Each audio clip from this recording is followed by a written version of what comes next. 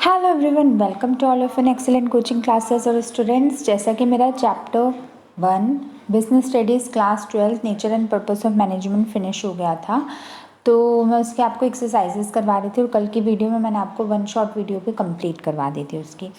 तो आज मैं आपको करवाऊँगी उसकी एक्सरसाइजेस और उससे रिलेटेड जो केस स्टडीज़ होते हैं। मैंने आपको पहले भी बताया, बिज़नेस में जो मुख्य भूमिका निभाता है, मेजर इंपॉर्टेंट होता है, वो हमारी केस स्टडीज़ ही होती हैं। तो आज मैं आपके लिए लेके आई हूँ केस स्टडीज़ से ही रिलेटेड लेटेस्ट सीबीएसई क्वेश्चंस। ये वो क्वेश्चंस है तो जो सीबीएसई में पूछे जा चुके हैं, मींस वो केस स्टडीज़ हैं जो चैप्टर 1 में से जो सीबीएसई के whether it is in 2019, 20, 18, 17 and so on पूछी जा चुकी है। तो हम उन्हीं क्वेश्चंस को आज डिस्कस करेंगे। मैं आपको आंसर थॉरली बोल दूँगी। क्वेश्चंस तो मैंने अपनी वीडियो में मेंशन किया, मतलब अपने नोट्स में, बट आंसर मैं आपको बता दूँगी थॉरली, ओरली बता दूँगी। मैंने आंसर्स मेंशन नहीं किए हैं। तो आप इन्हें करिएगा try, first try of course students खुद करिएगा, और अगर कोई डाउट हो तो इसे देख लीजिएगा, मतलब तो मेरी बात सुन लीजिएगा, बट फर्स्ट ट्राई खुद करिए, क्योंकि आपने आई होपफुली सो अब तक पूरा चैप्टर मेरे से देख लिया होगा। डिटेल में चैप्टर है, इसकी 31 वीडियोस मैंने ऑलरेडी अभी तक अपलोड कर दी है। ये 32nd वीडियो होगी। हर एक कॉन्सेप्ट को बड़े डिटेल में मैंने एक्सप्लेन किया। मेरे चैनल पे आप विज़िट करिए, आपको प्लेलिस्ट मिल जाएगी, प्लेलिस्ट चलाइए और एक्सेलेंट कोचिंग क्लासेस सुनते जाइए। तो देखना है, चलो स्टार्ट करते, देखते हैं हमारा फर्स्ट क्वेश्चन है क्या। Ramesh was appointed as a senior manager in XYZ limited. जो रमेश है वो एक सीनियर मैनेजर की पोस्ट पे अपॉइंट हुआ है XYZ कंपनी में। He found that his department was understaffed. उसने क्या देखा, उसने देखा कि जो उसका डिपार्टमेंट है, यानी उसकी कंपनी है, उसका कह सकते हैं जोन है, वो अंडर स्टाफ्ड, मतलब वहाँ पे कम लोग हैं जो रिक्रूट हुए हैं। Due to which his department's functioning was not running smoothly. इसी की वजह से इसके डिपार्टमेंट की जो फंक्शनिंग है, मतलब इसका काम है, वो ढंग से स्मूथली नहीं चल रहा। तो क्वेश्चन नंबर 1 का आपको आंसर देना है, identify the level on which Ramesh was appointed. Ramesh किस लेवल पे अपॉइंट हुआ था, मतलब लेवल, जब भी आपका लेवल आ जाए ना तो वो लेवल ऑफ मैनेजमेंट ही होता है। आपने अगर अभी तक मेरी वीडियो में नहीं देखा तो देख लो। बेसिकली 3 काइंड्स के लेवल होते हैं, टॉप, मिडल, बॉटम। तो रमेश किस लेवल को बिलोंग करता है, देखो इसमें नाम ही आ गया कि सीनियर मैनेजर की पोस्ट पे अपॉइंट हुआ, तो ऑफ कोर्स सीनियर मैनेजर है तो टॉप लेवल मैनेजमेंट में हुआ होगा। तो आप लिखोगे Ramesh belongs to top level management. ठीक है बच्चों। फिर सेकंड क्वेश्चन है व्हाट इज़ हिज फंक्शन। मैं आपको बच्चों एक बात बता देती हूँ, ये जो केस स्टडीज़ के क्वेश्चंस होते हैं वो एक दूसरे से कोरिलेटेड होते हैं। देखो, अगर आपने फर्स्ट में किसी बच्चे को नहीं पता कि लेवल ऑफ मैनेजमेंट क्या होता है, किसी बच्चे ने फर्स्ट का आंसर या मिडल या बॉटम अपने गैस वर्क से, अपने तुक्के से लगा दिया, तो अब जो सेकंड क्वेश्चन है व्हाट इज़ हिज फंक्शन, तो देखो हमें तो करेक्ट आंसर पता है, इसका आंसर टॉप लेवल मैनेजमेंट है, हम तो उसकी फीचर्स फंक्शंस लिखेंगे। अगर किसी बच्चे ने फर्स्ट का ही आंसर में अगर ऑपरेशनल लेवल या हम कह सकते हैं हमारा मिडल लेवल लिख दिया तो वो उसके फंक्शन लिखेगा, तो इसी तरह से उसकी पूरी केस स्टडी रॉन्ग हो जाएगी। तो केस स्टडी करने के लिए आपको डीपर इनसाइड ऑफ थ्योरी आनी चाहिए। मीन्स अगर आपकी थ्योरी बेस्ट होएगी then only you can be able to do the case studies in a proper way. तो पहले आपसे कहा जाता है कि पहले थ्योरी देखो और उसके बाद केस स्टडीज़ करो। ओके माय डियर स्टूडेंट्स, तो चलो फंक्शंस देख लेते हैं।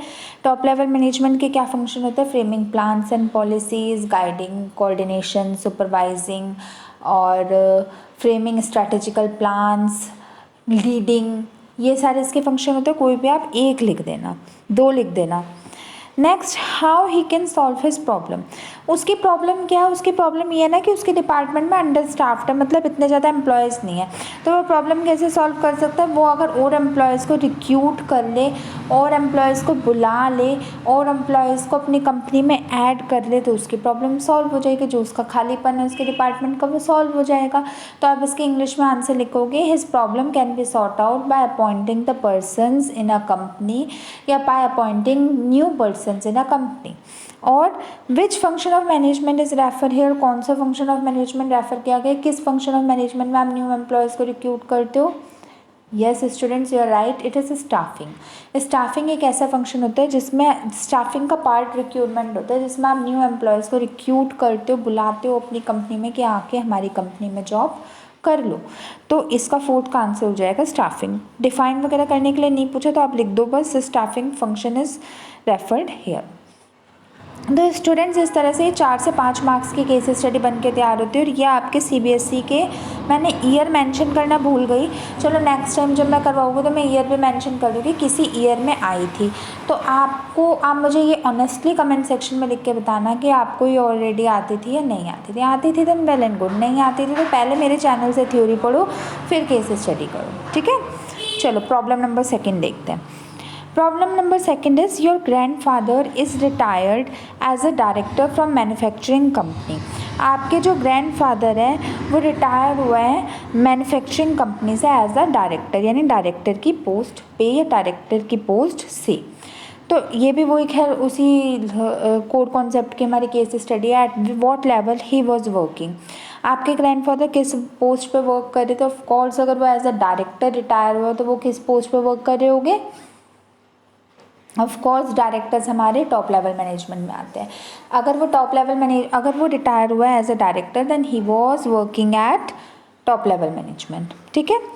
व्हाट फंक्शन ही परफॉर्म्स, अभी मैंने आपको अपने इसमें भी बताया था, उनके फंक्शन वही होते हैं, planning, strategical planning, framing policies, guiding, supervising, coordinating the efforts, transferring of individual efforts into group efforts, motivating the employees, motivating middle level management, appointing middle level management. इतने सारे मैंने आपको बता दिए।